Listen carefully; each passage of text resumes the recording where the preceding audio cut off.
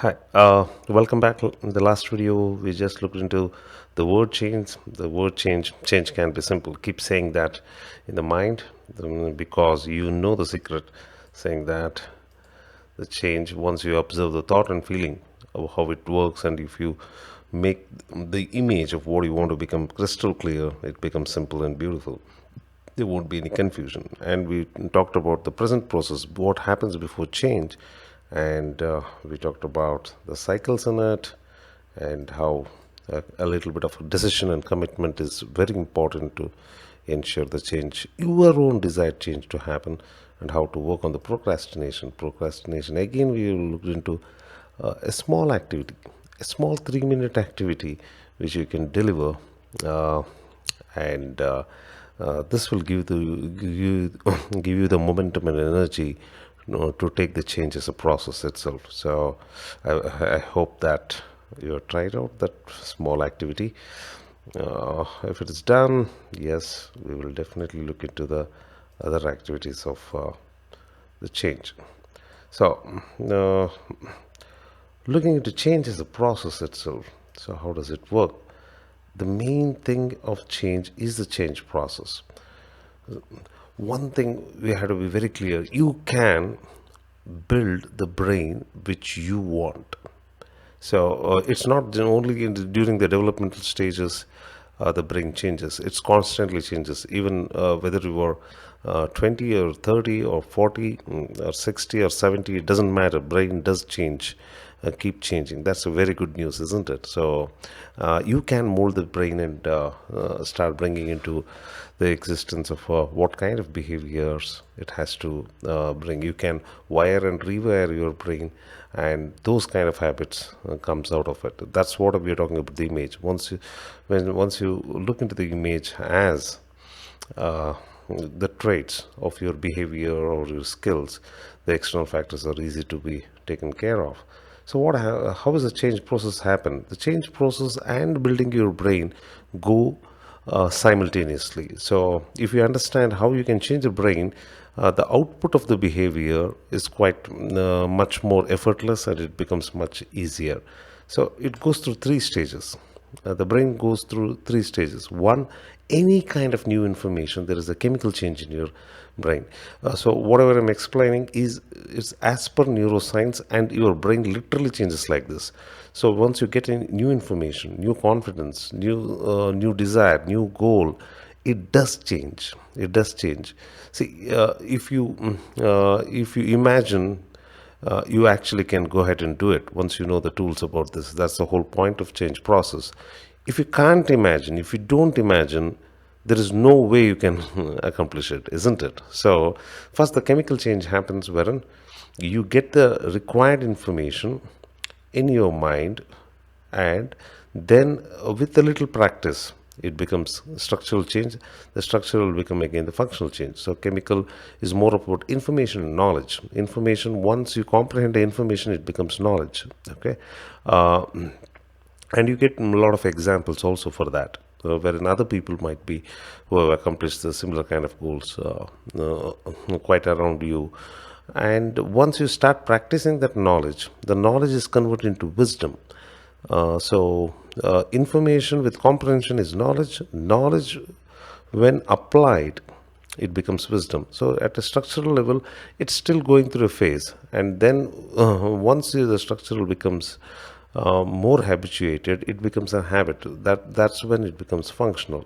When it becomes functional, there is something called as RAS, reticular activating system, which is formed in your brain. It literally changes, and after that, you need not worry. Now, let's take an example of a small thing. Just imagine a time wherein you didn't know how to ride a bicycle. Should be in your school days, isn't it? It's a good memory. Go back to that place. Uh, so at that time, you used to see all others used to ride bicycle, but you are yet to learn. But somewhere you know that once you put your mind and work, you too can ride a bicycle sometime, isn't it? And probably your family or friends would have told you that we are going to help you out while you are going to learn bicycle. All these things, you knowing about learning bicycle, or you having a desire to become a rider itself is a chemical change happens in your brain. And once you get into the structural is when you are learning to ride a bicycle. Just remember, this is just information. It does changes the neurons and the complete wiring of your brain in a chemical way.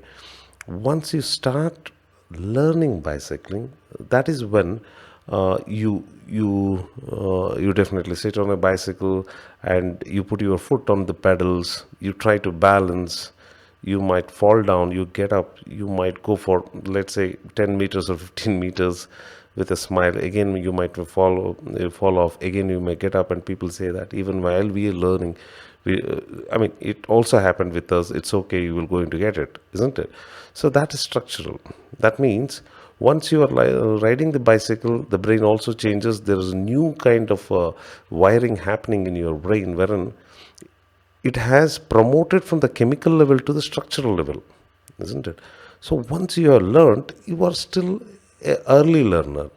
And after a while, after practicing, probably you have taken it to your school, isn't it? So once you take it to the school and other things, now you are happily riding your bicycle. You are taking your bicycle to the market, to the school, to everywhere. You are not afraid of the traffic. You are even smiling and laughing and singing songs while riding bicycle. You are talking to your friends while riding bicycle. That is when you have got a functional level of the wiring of your brain for the skill of riding the bicycle, isn't it? It works the similar way, just not for your psychomotor activities like a bicycle, even for the cognitive things. Once a new skill will go through these three stages, because there will be a rewiring of your brain which will happen as per what you're going to newly learn. And every time you learn a new skill and this rewiring happens, it's beautiful for your brain. It's absolutely beautiful for your brain. It's like if you let's take you're working on your arms with dumbbells, isn't it? The same kind of learning is for your brain. So it will always keep it active, it will keep it fresh, it keeps the new changes into the brain, which is beautiful. Once it happens, then you will be enjoying the skill like the way you are going to ride a bicycle. So think about the change in that way, and let us look into the change process of what you are going to do it. So once you look into that, we will touch on the chemical part of it. The chemical is more of getting the information, isn't it? As we explained just now, it's 80-20. You want to be a better thinker, think like this. 20% of your thoughts will give you 80% of results. 80% of your thoughts will also give 20% of results. So if I ask you, which do you choose?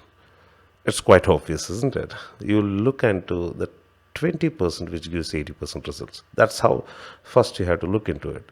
Then, if your thought, always if it is bigger than your feeling, imagine this, okay?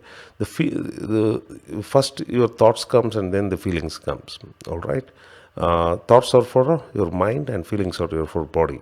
Let's take a simple example like getting up in the morning and brushing your teeth, isn't it? So as soon as you get up, you get a thought that, okay, I'll go ahead, I'll go to the washroom and brush my teeth. So the first the thought comes, then the body moves, isn't it? So the feeling is embedded in the body. So after many thoughts, it becomes automated, and you go automatically to the washroom and you ensure that you brush your teeth, isn't it? So initially, there will be a disparity. The thought and the feeling will not be the same, because your feeling is already cultivated over a period of time, and the new thought is not accepted so easily.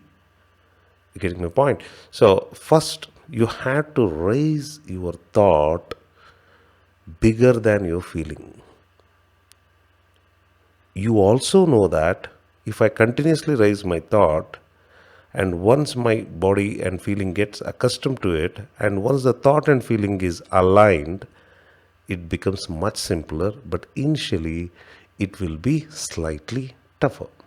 Okay, so become a 80-20 thinker and bring those thoughts and understand that feeling will follow the later on. And that's what is very important in making a good chemical change. And this 80-20 thought and feeling is all towards your goal, which is image in action.